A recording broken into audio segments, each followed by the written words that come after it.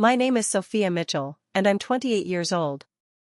I never expected a simple family dinner for my dad's 60th birthday to change everything between us. Sitting at that polished mahogany table, surrounded by the smiling faces of my perfect sister Allison and her picture-perfect family, I felt that familiar knot forming in my stomach. As a marketing executive in Boston, I presented to boardrooms full of intimidating CEOs, but nothing makes me more anxious than these family gatherings where comparisons hang in the air like perfume. I had no idea that tonight, after years of swallowing my feelings, one comment would finally push me over the edge.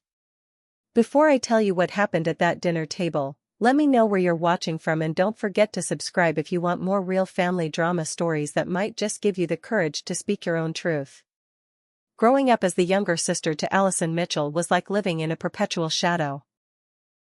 At 32, my sister had achieved everything our parents valued in life: a successful accountant husband named Brett, 2 adorable children, Emma, age 5, and Noah, age 3, and a beautiful colonial house just 15 minutes from our parents.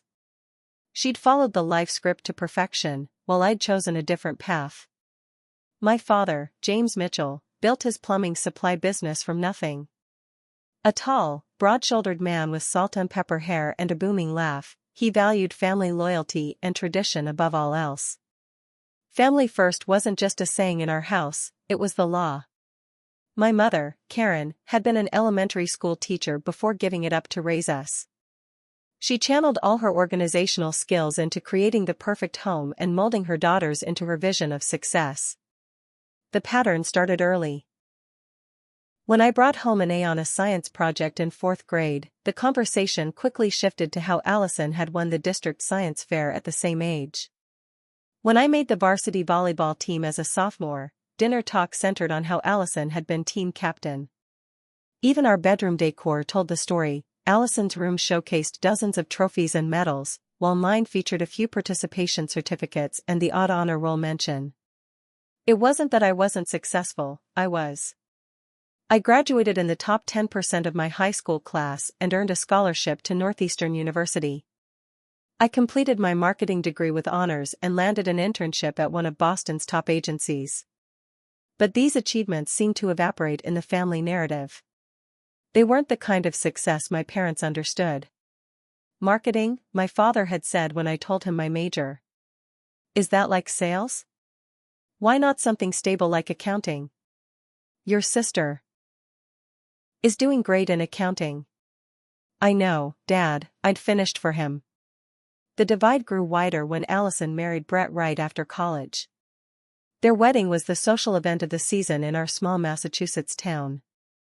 I'd been the maid of honor, standing beside her in a lilac dress that Allison had chosen because it complemented my complexion while not overshadowing her bridal glow. I'd smiled through it all, even when Aunt Mildred had pinched my cheek and whispered, "Don't worry, dear. Your turn will come soon enough." But my turn wasn't on my immediate agenda. After watching my mother surrender her career for family, I'd made different choices. I'd worked my way up from marketing assistant to executive in 5 years, specializing in digital campaigns for tech startups. 3 years ago, I'd accepted a position at Vertex Digital in Boston and moved from our hometown of Plymouth to a small but stylish apartment in Cambridge. The physical distance helped, but family gatherings remained exercises in restraint. Every achievement I shared was met with polite nods before the conversation shifted to Allison's children's latest milestones or Brett's promotion. Last Christmas, I'd announced my team had won an industry award for a campaign that had increased our clients' revenue by 30%. My mother had smiled vaguely and asked if I'd tried the sweet potato casserole before turning to coo over Emma's new ballet shoes. 2 months ago, I'd been promoted to Director of Digital Strategy, with a substantial salary increase and a team of 12 reporting to me. When I called my parents to share the news, my father had answered, listened for approximately 45 seconds, then excused himself because Allison and the kids just pulled up. My therapist, Dr. Jessica Waters, had been encouraging me to establish healthier boundaries. "Your achievements deserve recognition, Sophia," she'd said during our last session. "You don't need to minimize yourself to make others comfortable." My boyfriend Travis had been even more direct. "They treat you like an afterthought," he'd said the night before the birthday dinner, while I was trying to decide which outfit would draw the least criticism. You should skip it. Travis was a software engineer I'd met through work a year ago. Tall and lean with thoughtful brown eyes and a quiet confidence, he understood ambition and independence. He came from a large, boisterous Italian family that celebrated individual achievements while maintaining close bonds. The contrast with my family dynamic wasn't lost on me. I can't skip my dad's 60th, I'd said, discarding a perfectly nice blouse because my mother would call it too corporate. But I'm going to try to be more authentic this time. Just remember, Travis had said, kissing my forehead, their reactions are about them, not you. With that conversation fresh in my mind, I'd selected a simple navy dress, applied light makeup, and driven to my parents' house the next evening, a carefully wrapped gift on the passenger seat and a knot of anxiety in my stomach. I wanted my parents' approval. I always had. But I was also tired of contorting myself to fit into the space they'd assigned me. I spent more time than I care to admit preparing for my father's birthday dinner. The navy dress was professional but not too formal, stylish without being flashy. I paired it with pearl earrings that had been a gift from my grandmother, a safe choice that my mother couldn't criticize. I rehearsed potential conversations in my bathroom mirror, practicing pleasant but confident responses to the inevitable questions about my relationship status and career choices. Yes, I'm still seeing Travis. No, we're not engaged yet. We're focusing on our careers right now. The promotion is going well. I have more responsibility but also more creative freedom. No, Mom, I haven't thought about moving back to Plymouth. Boston is where the opportunities are in my field. The drive from Cambridge to my parents' suburban home took just over an hour. As I navigated the familiar streets of my hometown, I felt the weight of memories pressing down. The high school where Allison had been valedictorian and I'd been simply Allison's sister. The community center where she'd won ballet competitions while I'd fumbled through clarinet recitals. The church where she'd married Brett in a ceremony that my mother still described as absolute perfection.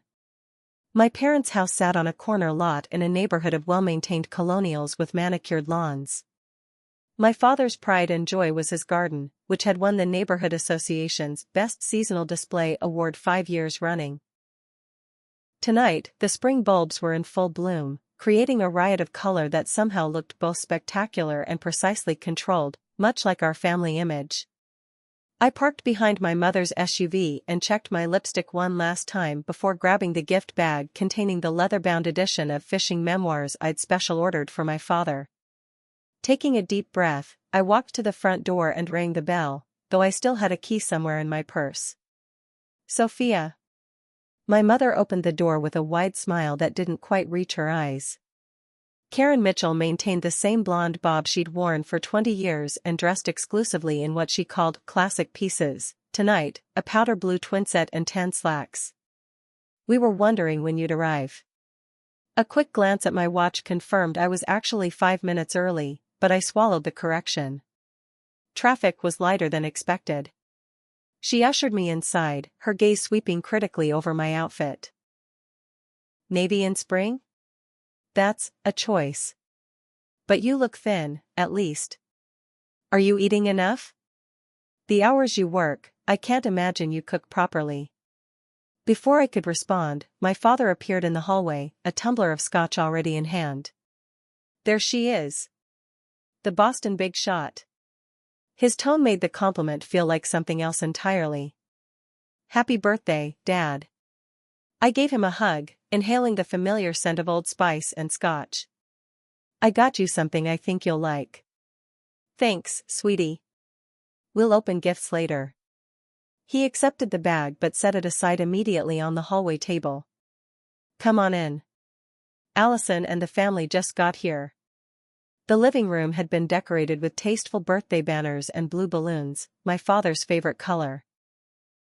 Allison was arranging a platter of appetizers on the coffee table, looking effortlessly put together in a floral dress that highlighted her post-baby figure, which she'd worked hard to restore through what she called mommy boot camp classes.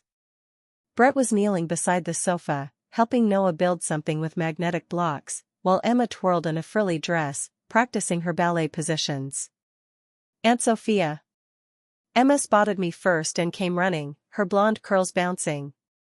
I genuinely adored my niece and nephew, despite the complicated feelings I had about being perpetually compared to their mother. I knelt to give her a hug. "Hey, ballerina. That's some twirl you've got there." "I'm going to be in a recital," she announced proudly. "Mommy says you have to come watch me." I wouldn't miss it, I promised, though I immediately wondered how I'd manage to rearrange my schedule for yet another family obligation that would inevitably become an opportunity to highlight how different my life choices were. Allison straightened up from the appetizer arrangement and came over to give me a quick hug. "So good to see you, sis. Love the dress, very corporate chic." There was no malice in her voice, just the unconscious condescension that came from knowing she was fulfilling the family expectations while I was not.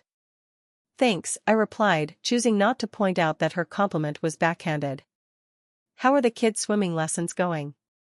A safe topic that would allow her to talk about her children, which always kept conversations pleasant. As predicted, Allison launched into a detailed account of Noah's fear of putting his face in the water and Emma's potential to be the next Katie Ledecky. I nodded and smiled at appropriate intervals while accepting the glass of white wine my mother pressed into my hand. The next hour passed in a blur of carefully choreographed family interactions. My mother circulated with appetizers, subtly directing conversations away from any mention of my work. My father and Brett discussed the local real estate market and the golf club membership Brett was considering, while Allison managed the children and periodically interjected comments about school fundraisers and the organic vegetable garden she'd started. I found myself increasingly relegated to the periphery, responding to direct questions but otherwise watching the family dynamic unfold like a play I'd seen too many times. During a rare moment alone in the kitchen, I texted Travis. "Feeling invisible again. Dad hasn't even opened my gift. Should have taken your advice and stayed home." His response came quickly, "You're there because you care about your family. That makes you the bigger person. Remember, their limitations aren't yours." His words bolstered me temporarily, but then came the gift opening ceremony in the living room.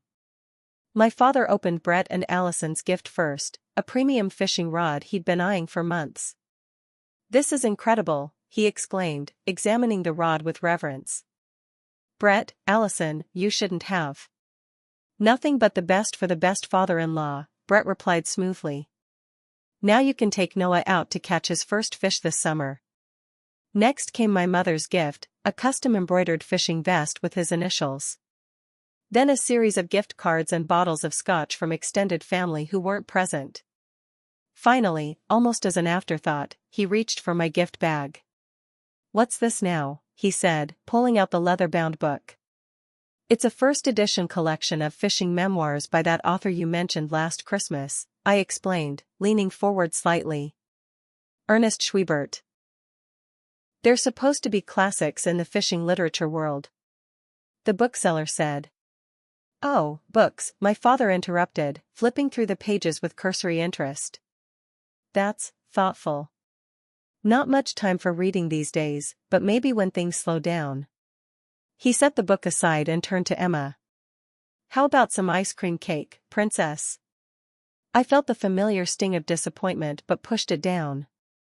Dr. Waters' voice echoed in my head, "Notice the feeling without judgment. Then decide how you want to respond." As my mother began ushering everyone toward the dining room, I took a moment to refill my wine glass, needing the brief respite. When I entered the dining room, I discovered I'd been seated at the far end of the table, opposite my father at the head but separated from the main conversation by Emma and Noah's booster seats. A subtle but clear message about my place in the family hierarchy. The dining room in my parents' house had always been a shrine to family tradition. The mahogany table that had belonged to my mother's parents gleamed under the chandelier that my father had installed when they first bought the house. The china cabinet displayed wedding gifts and heirloom pieces that told the Mitchell family story, or at least the version my mother preferred to present. Tonight, the table was set with the good china, white with a platinum rim, only used for special occasions.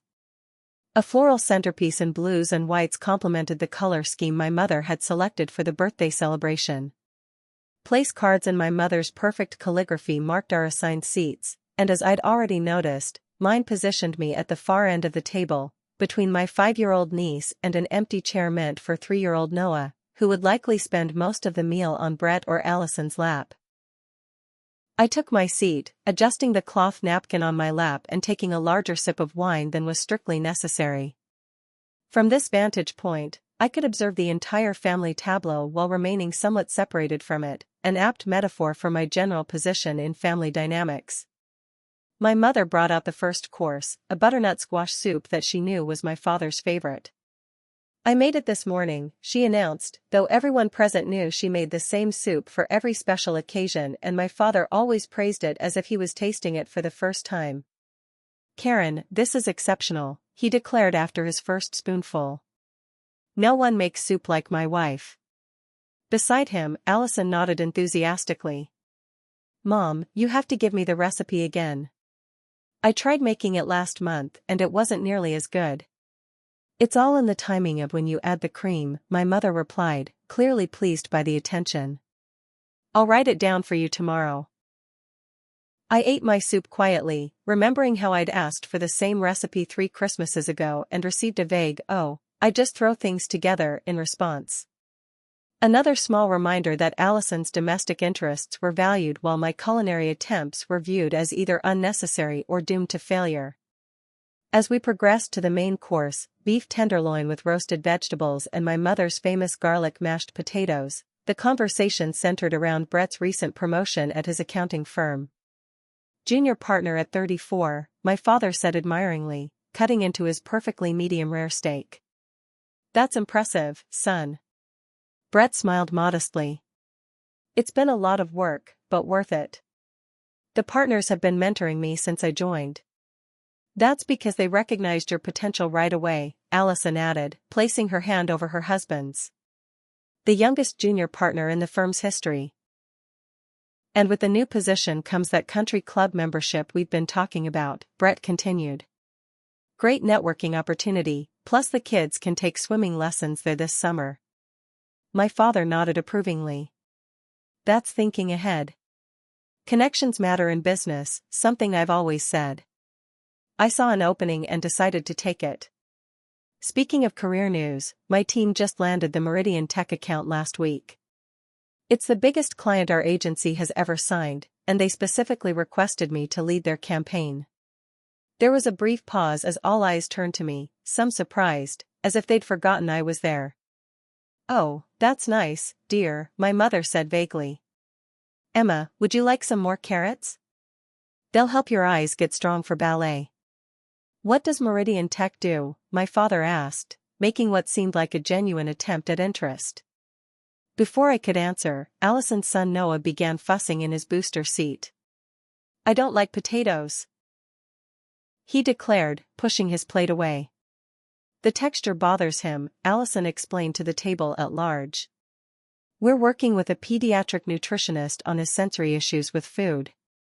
And just like that, the conversation shifted to children's nutrition, strategies for getting picky eaters to try new foods, and Brett's mother's successful technique of hiding vegetables in pasta sauce. My professional achievement evaporated from the family consciousness without leaving a trace. I took another sip of wine, my third glass at this point, and tried to tamp down my frustration. This was such a familiar pattern that I should have been immune to it by now, but something about this particular dinner was making it harder to maintain my usual resigned acceptance. Maybe it was the promotion I'd worked so hard for, or the late nights I'd put in to land the Meridian account. Maybe it was the conversation with Travis the night before, or Dr. Waters' encouragement to value my own accomplishments even when others didn't. Whatever the reason, I found myself less willing than usual to fade into the background. As the meal progressed, I made 2 more attempts to engage in the conversation.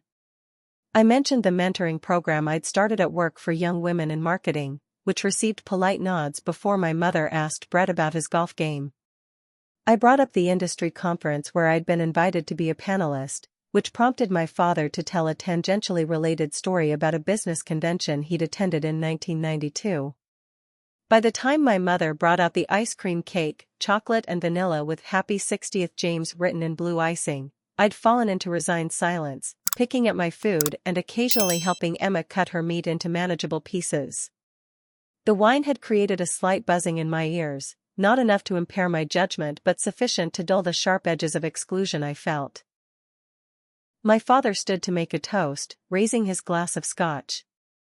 I want to thank everyone for making this birthday special. At 60, a man reflects on what matters most in life. For me, that's always been family. He looked around the table, his gaze lingering on Allison, Brett, and the children. Seeing the legacy continue through my grandchildren, knowing the Mitchell family values are being passed down, that's the greatest gift I could receive. He nodded toward Brett.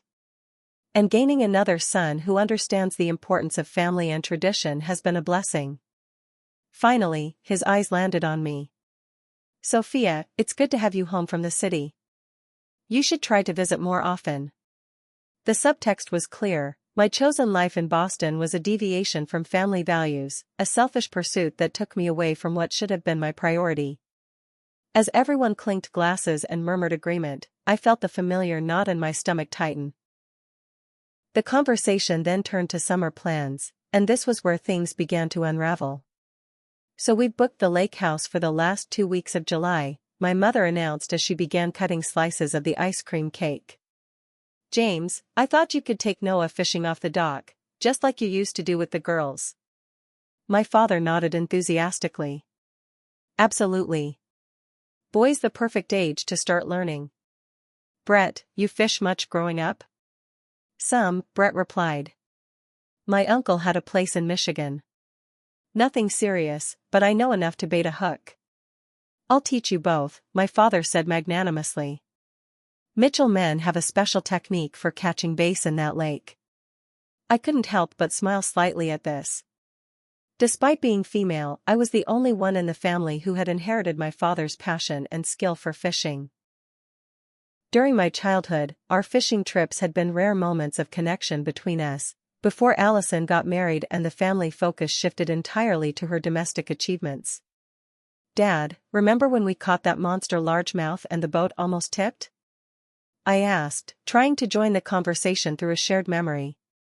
He glanced at me, momentarily distracted from his grandson. Oh, sure. That was a good day. Then, without missing a beat, he turned back to Brett. We'll need to get Noah his own tackle box. Start him off right. Allison, perhaps sensing my disappointment, tried to include me. Sophia, you'll join us at the lake house, right? You could probably use a break from the city. I hesitated. I'd love to, but the timing is tricky.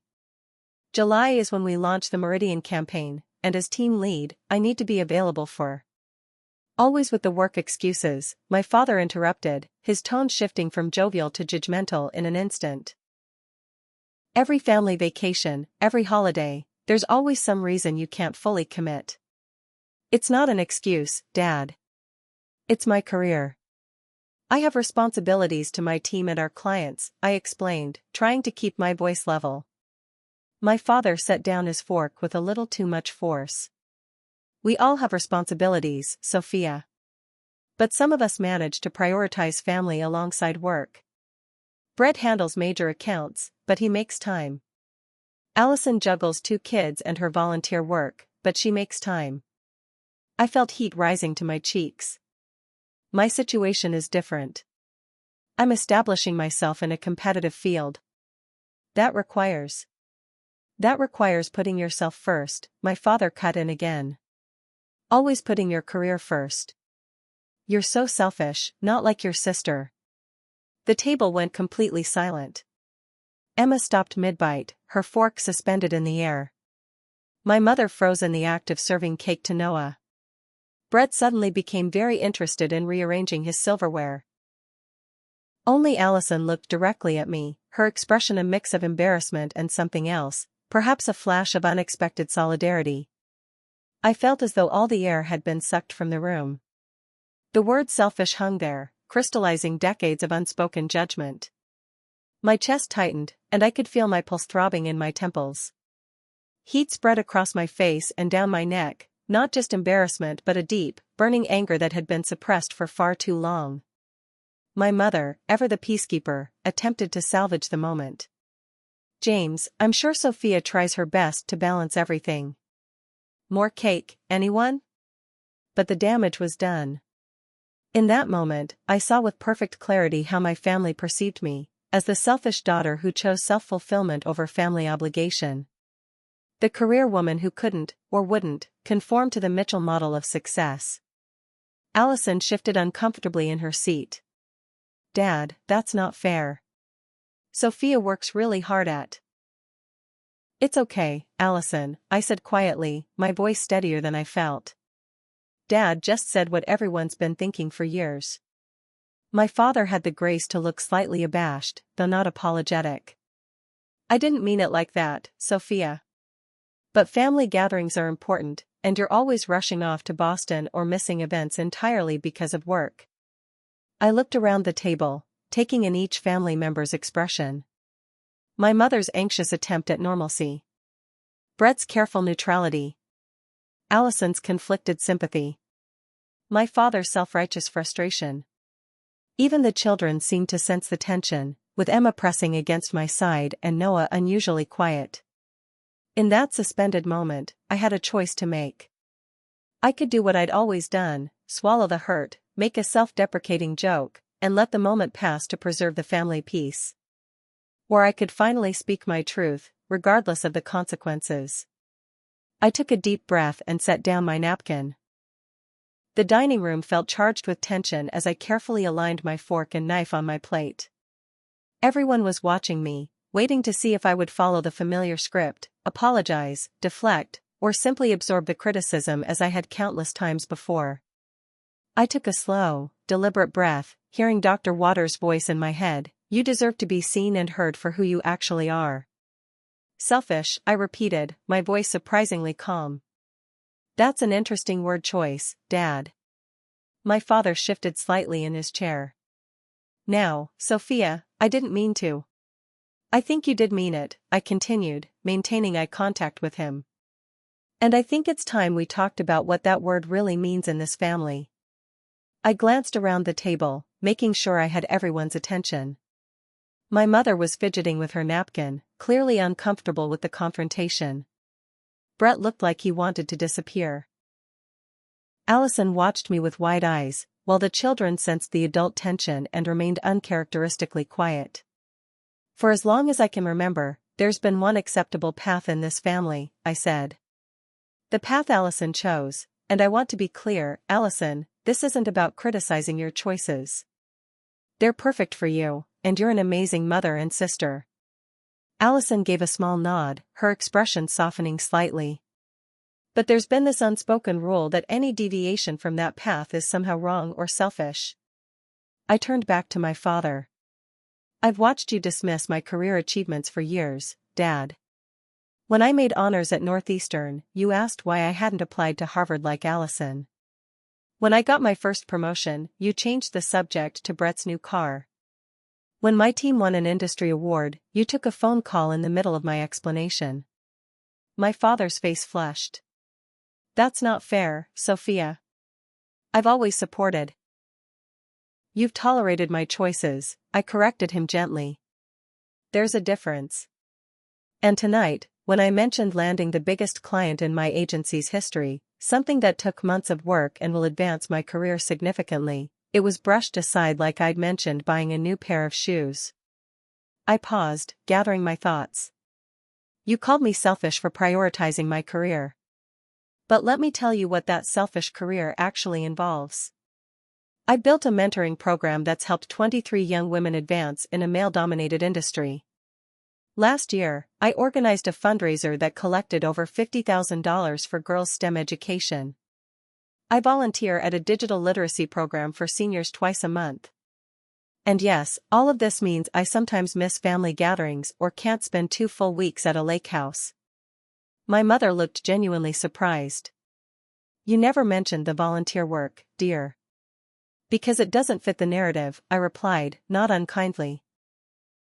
It's easier to see me as the career-obsessed daughter who doesn't care about family values. I turned back to my father. You know what else my selfish career has provided? The funds to help pay for Emma's ballet lessons when Brett was between jobs last year. The connections that got cousin Michael his internship. The premium fishing rod that's identical to the one Brett and Allison gave you tonight, which I returned when I found out they'd already purchased it. My father's eyes widened slightly at this revelation. I love this family, I continued, my voice softening. I fly home for every major holiday despite my work schedule. I call every Sunday. I never miss a birthday or anniversary. I keep a calendar of important family dates and set reminders so I don't miss anything. But because I chose a different path, a path that fulfills me professionally and personally, I'm labeled selfish. I looked directly at my father. Dad, your words hurt. Not just tonight, but for years. The constant comparison to Allison, the dismissal of my achievements, the implication that my life choices are somehow less valuable because they're different, it all hurts. And it's not fair. The table remained silent. My father looked stunned, as if it had never occurred to him how his words and actions might have affected me. My mother was blinking rapidly, a sure sign she was fighting tears. Brett studied his plate intently, while Allison reached across the table toward me, though she couldn't quite bridge the distance. I don't think wanting fulfillment and purpose in my work makes me selfish, I said, my voice steady despite the emotion bubbling beneath the surface. I think it makes me human. And I don't think missing a family vacation because of work commitments makes me a bad daughter, especially when I make an effort to be present in countless other ways. I took another breath. What I think would be selfish is pretending to be someone I'm not just to meet others' expectations. What would be selfish is abandoning my team during a crucial project launch just to avoid criticism. What would be selfish is giving up a career I love and am good at because it doesn't fit someone else's definition of success. I looked around the table once more, making eye contact with each family member. I'm not asking anyone to change their values or priorities. I'm just asking for the same respect and recognition that other family members receive. I'm asking to be seen for who I actually am, not who you wish I would be. With that, I picked up my water glass and took a sip, giving my father space to respond. The dining room remained utterly silent, the tension so thick it felt like another presence at the table. For perhaps the first time in our family history, I had spoken my complete truth without softening it to protect others' feelings. The ball was now in my father's court. For several excruciating seconds, no one moved. The only sound was the ticking of my mother's antique grandfather clock in the hallway, marking off time that seemed suspended in the aftermath of my words. My father's face went through a remarkable series of expressions: shock, anger, defensiveness, and finally, something that looked almost like shame. When he spoke, his voice was gruff but controlled. I don't appreciate being spoken to like that in my own home, Sophia. Especially on my birthday. Before I could respond, my mother jumped in. James, please. Let's not make this worse. She turned to the children with forced brightness. Emma, Noah, who wants to help Grandma bring in the presents from the living room? But Emma, perceptive as always, pressed against my side. Is Aunt Sophia in trouble? She asked in a small voice. No, sweetheart, I assured her, though I wasn't entirely convinced myself. Adults just need to have honest conversations sometimes. Allison stood up. Mom, I'll help with the kids. Come on, Emma, Noah, let's go pick out which present Grandpa should open first. As Allison ushered the children from the room, she caught my eye and mouthed what looked like "I'm sorry." It was a small gesture, but in that moment, it felt like a lifeline. Once the children were out of earshot, my father leaned forward. I don't know where all this is coming from, Sophia. We've always supported you, paid for your college, celebrated your graduation. Dad, Allison interrupted, returning to the dining room without the children. I think you need to listen to what Sophia's actually saying. Everyone turned to look at her in surprise. Allison rarely contradicted our father. What, she said, glancing around. Sophia's right. We do treat her differently. I've noticed it for years but never said anything because. She trailed off, looking embarrassed. Because it benefited you, I finished quietly, without accusation. Allison nodded slowly. Yes. And because it was easier not to rock the boat. She turned to our parents. But that doesn't make it right. Sophia has accomplished amazing things, and we barely acknowledge them. My mother sank back into her chair. I had no idea you felt this way, Sophia. We've always been proud of you. Have you? I asked gently. Because pride usually involves interest, questions, celebrations. When was the last time either of you asked me about my work beyond surface pleasantries? My father opened his mouth, then closed it again. He couldn't remember, and neither could I. Brett, who had been silent throughout, surprisingly spoke up. For what it's worth, what you've achieved in your field is impressive, Sophia. I've followed your agency's work. That campaign for the electric vehicle startup was brilliant. I blinked in surprise. You saw that? He nodded. I follow industry news across sectors. Your digital strategy approach was featured in Marketing Monthly. I meant to mention it at Christmas but. He glanced at my parents, the conversation went in other directions. The revelation that Brett, quiet, conventional Brett, had not only noticed but appreciated my work felt like a small victory. It also highlighted how skewed our family dynamic had become when my brother-in-law showed more interest in my career than my own parents. From the living room came the sound of Emma's impatient voice, "Mommy. Grandpa needs to open his presents." My father stood up. We should continue this another time. The children are waiting. That's exactly what I'm talking about, I said, rising as well. Every difficult conversation in this family gets postponed indefinitely because someone's uncomfortable or the timing isn't right. But when is the timing ever right for honest communication? My father looked at me for a long moment, his expression unreadable. Then, without another word, he walked into the living room where my mother was arranging presents with the children. I remained in the dining room, suddenly unsure what to do. Part of me wanted to grab my purse and leave, to escape the suffocating tension. Another part wanted to follow my father and demand that he acknowledge what I'd said. Allison approached me, speaking quietly. That took courage. It doesn't feel like courage, I admitted. It feels like I ruined Dad's birthday and made everyone uncomfortable.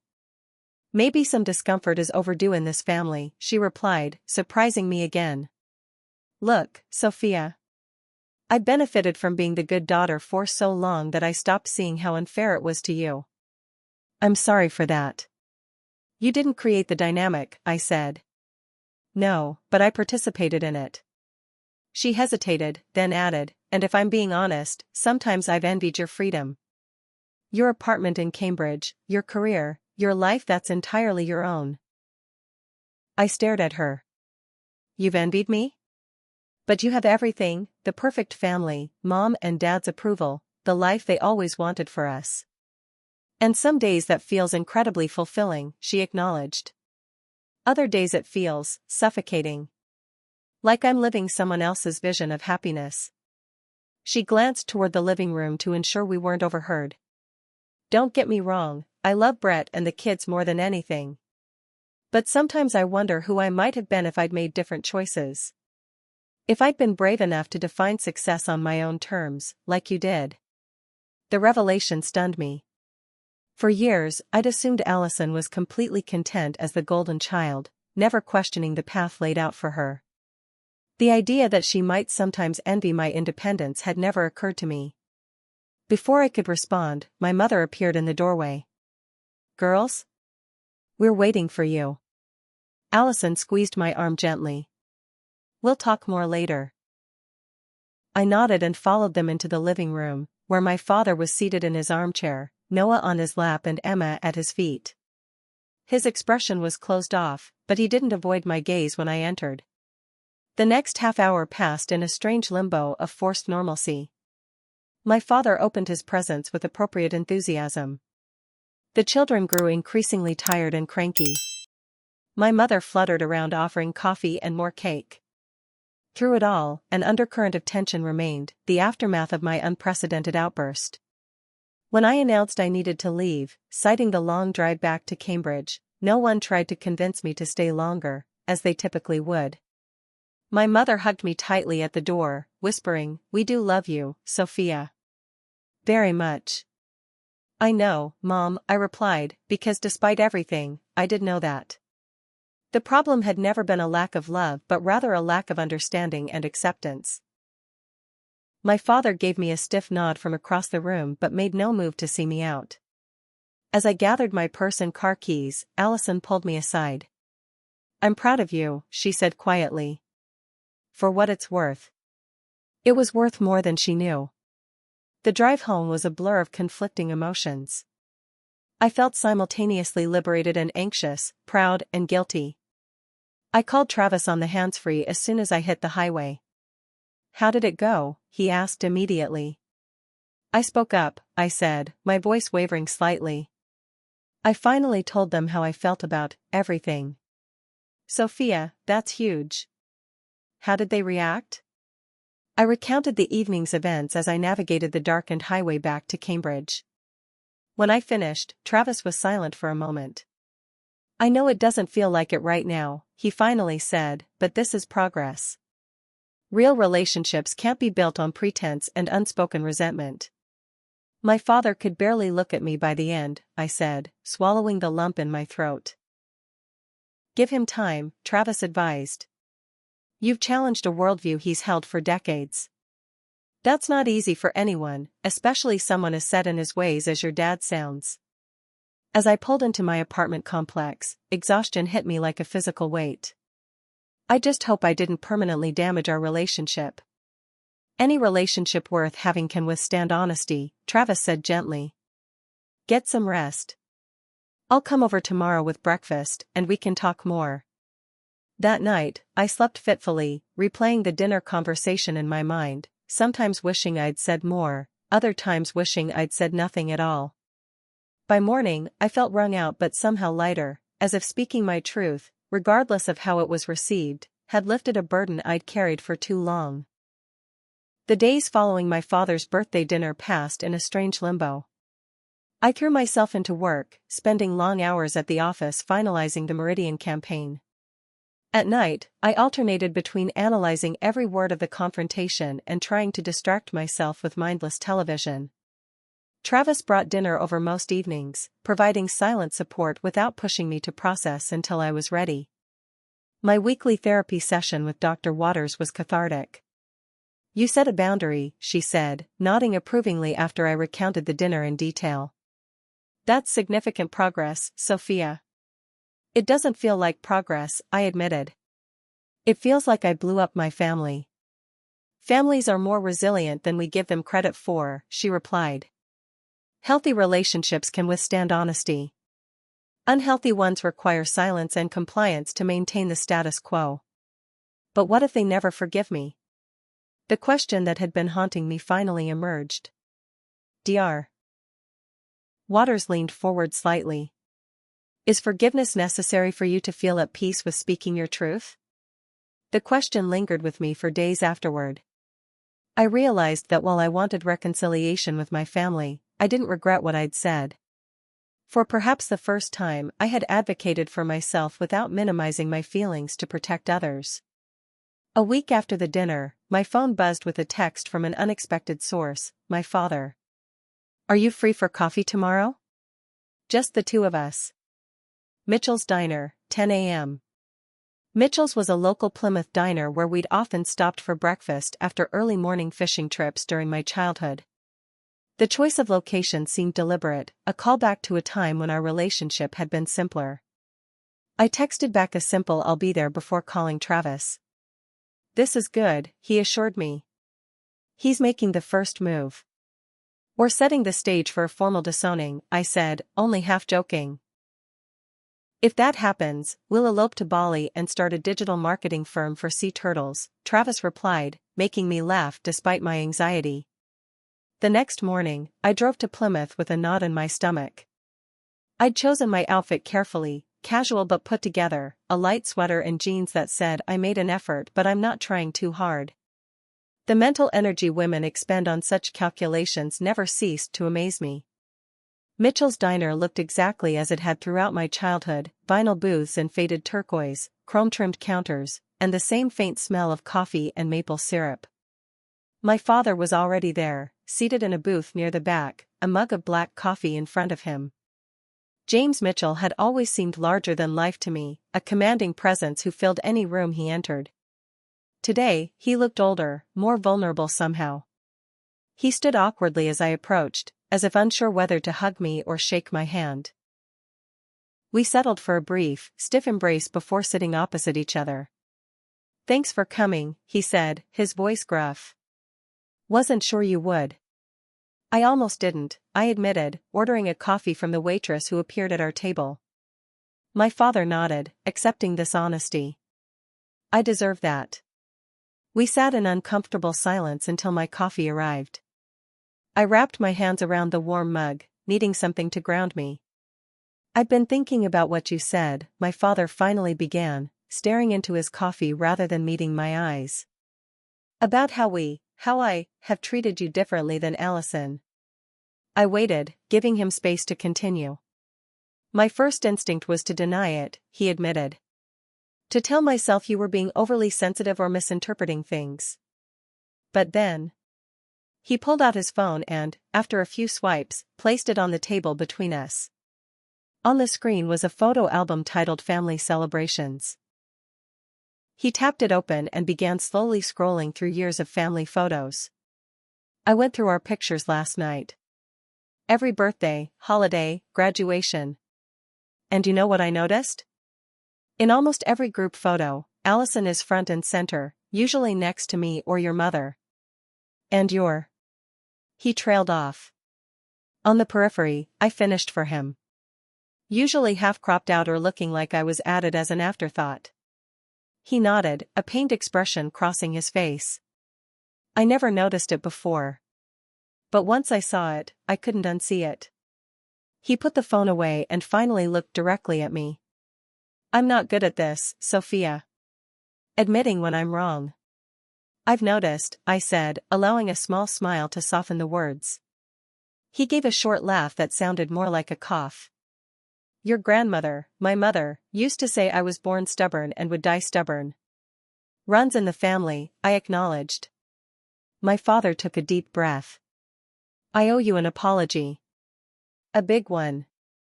The way I've treated you. The things I said at my birthday, they were unfair and hurtful. Coming from my father, who could barely admit when he took a wrong turn while driving, this was monumental. I never meant to make you feel less valued," he continued. "But intentions don't matter much when the impact is what it is." He stumbled slightly over these words, which sounded suspiciously like they might have come from a recent conversation with my mother. "Why did you?" I asked quietly. "Make me feel less valued, I mean.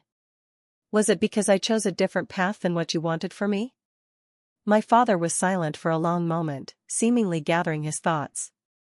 When he spoke again, his voice was quieter, more reflective than I'd ever heard it. "My father, your grandfather, was a hard man. Nothing I did was ever good enough for him. I brought home BS, he asked why they weren't as. I made the baseball team, he wanted to know why I wasn't starting pitcher." He shook his head at the memory. "When I started my business, he told me I'd be bankrupt within a year." This was new information. My grandfather had died when I was very young, and my father rarely spoke of him. When Allison was born, she was so easy to understand. She liked the same things your mother liked. She followed all the traditional milestones we expected. There was a clear roadmap. He looked at me apologetically. "But you were always different. Questioning everything, forging your own path. It reminded me of myself at your age, before I gave up my own dreams to meet my father's expectations." "What dreams?" I asked, realizing how little I knew about my father's early ambitions. "I wanted to be a marine biologist," he said with a self-conscious shrug. Studied it for 2 years at UMass before my father convinced me it wasn't a real career and I switched to business. The revelation stunned me. I'd never known this about my father. It cast our shared love of fishing in an entirely new light. Not just a hobby but a connection to a path not taken. I think, he continued slowly, part of me resented your courage to pursue what you wanted, regardless of others' expectations. It was easier to frame it as selfishness than to admit I envied your freedom. The honesty of this admission left me momentarily speechless. It was as if the man sitting across from me was both familiar and a stranger, the father I'd known all my life, yet someone I was truly seeing for the first time. I never knew, I finally said. I never talked about it, he replied simply. But that's no excuse for how I've treated you. You deserve better, Sophia. You always have. I felt tears threatening and blinked them back. Thank you for telling me this. My father reached across the table, hesitantly offering his hand. After a moment, I placed mine in his. I'm proud of you, he said, his voice rough with emotion. I should have told you that more often. What you've accomplished in your career. It's remarkable. And I want to hear about it. Really hear about it, not just nod and change the subject. The waitress chose that moment to return, asking if we wanted to order food. The interruption provided a welcome moment to compose ourselves. Over pancakes and omelets, our conversation gradually became easier. My father asked specific questions about my work, actual, thoughtful questions that showed genuine interest. I found myself explaining digital marketing strategies and campaign metrics to the man who still used a flip phone and considered Facebook the height of technology. He didn't understand everything, but he was trying, and that meant more than perfect comprehension. As we were finishing, he cleared his throat awkwardly. Your mother and I were talking. We'd like to have a family dinner next Sunday. A do-over, of sorts.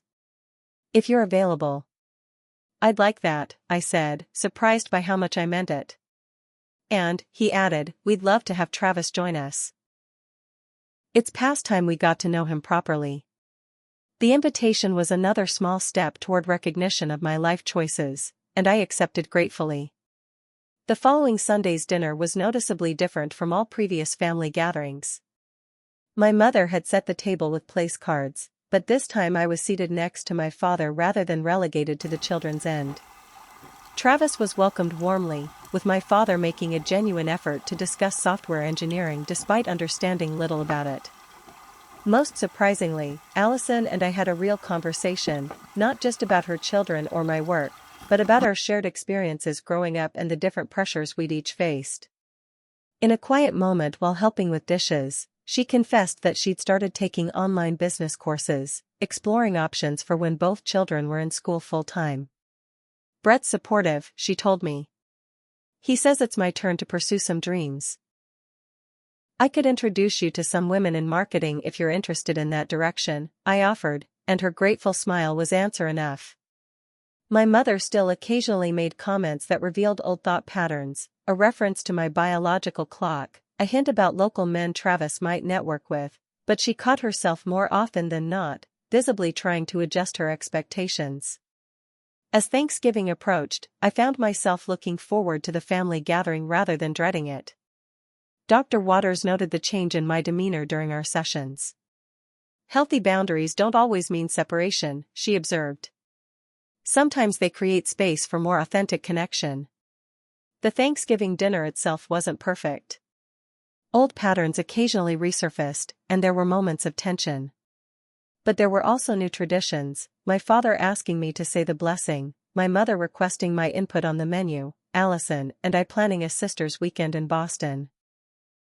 Most notably, when I mentioned a potential promotion that would involve more travel, my father's response wasn't criticism but genuine curiosity about where I might go and what opportunities it presented. Driving back to Cambridge that evening, Travis beside me and leftovers packed carefully in the trunk, I reflected on the journey of the past few months. You know, I said, I always thought standing up for myself would destroy my relationship with my family. But in some ways, it's like we're actually getting to know each other for the first time. Travis reached over to squeeze my hand. That's because real relationships are built on honesty, not performance. The words echoed in my mind long after we arrived home. There was still work to be done, decades of family dynamics couldn't change overnight. But for the first time, I felt hopeful that my relationship with my family could be both honest and loving, that I could be fully myself without sacrificing connection. Sometimes, I realized, making a table go silent is exactly what's needed for new conversations to begin. Have you ever had to stand up to family expectations to be true to yourself? I'd love to hear your stories in the comments below. Don't forget to like this video if it resonated with you, subscribe for more real-life stories, and share with anyone who might need the courage to speak their truth to family. Remember, setting boundaries isn't selfish, it's often the most loving thing you can do for yourself and those around you. Thank you for listening to my story today.